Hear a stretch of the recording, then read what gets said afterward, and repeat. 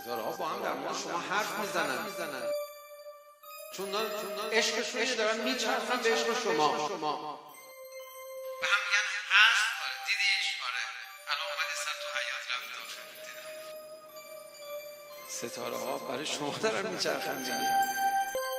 بعضی دیدی اینقدر آلودن به بیماری اندوه و غم تا به رفیقشون هم میرسن شروع میکنن درد دل کردن.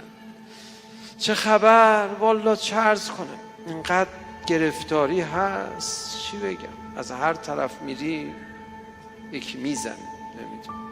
خاک بر سر حرف زدنت بیادب. تو نمیفهمی در محضر پروردگار عالمی یه ذره دلت غم گرفت یعنی آدم بدی شدی، یعنی دور شدی، یعنی داری دورتر میشی، یعنی داری همه عباداتتو خراب میکنی، یعنی خوبیات داره نابود میشه، یعنی سرمایه‌تو داری آتیش میزنی. خدا میفرماید این بنده من چه گرفته است؟ چشه این؟ چیه داره میگه من خدا ندارم؟ نه خدا یا به خدا این کافر نشده، یه همینجوری دلش گرفته. خب بی خود دلش گرفته، میخواد به دیگران اعلام کنه من خدا ندارم. نه غلط کرده خدا. من میرم بهش میگم خب این بی احترامی به خداست. ببخشید من اینجوری گفتم، به اون آقای گفتم، شما که اصلا اینجوری نیستی.